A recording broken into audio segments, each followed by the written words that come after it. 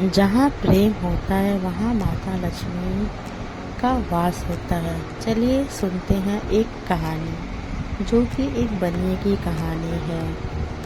एक बनिया से लक्ष्मी जी रूठ गई। जाते वक्त बोली, मैं जा रही हूँ और मेरी जगह नुकसान आ रहा है, तैयार हो जाओ, लेकिन मैं तुम्हें अंतिम भेंट जरूर देना चाहती हूँ, मांगो जो भी इच्छा हो। बनिया बहुत समझदार था। उसने विनती की, नुकसान आए तो आने दो, लेकिन उससे कहना मेरे परिवार में आपसी प्रेम बना रहे, बस मेरी यही इच्छा है। लक्ष्मी जी तथास्तु कहा और वहाँ से चली गई।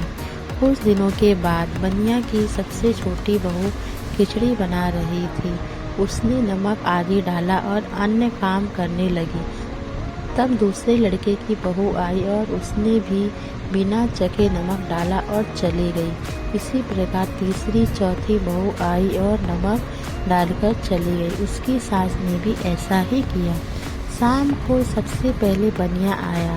पहला निवाला मुंह में लिया, देखा बहुत ज़्यादा नमक है, लेकिन वह समझ गया कि नुकसान आ चुका है। चुपचाप खिचड़ी खाई और वहाँ से चला गया। उसके बाद बड़े बेटे का नंबर आया। पहला निवाला मुंह में लिया, पूछा, पिताजी ने खाना खा लिया? क्या कहा उन्होंने? सभी ने उत्तर दिया, हाँ खा लिया, कुछ नहीं बोले। अब लड़का ने सोचा, जब पिताजी ही कुछ नहीं बोले तो मैं भी चुपचाप खाना खा लेता हूँ।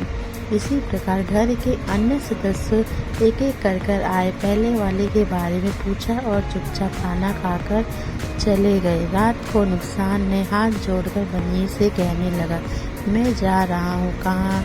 बनिए ने पूछा, कहाँ? तब नुकसान कहता है, आप लोग 1 किलो नमक खा गए, लेकिन बिल्कुल भी झगड़ा नहीं हुआ। मेरा यहाँ कोई काम नहीं।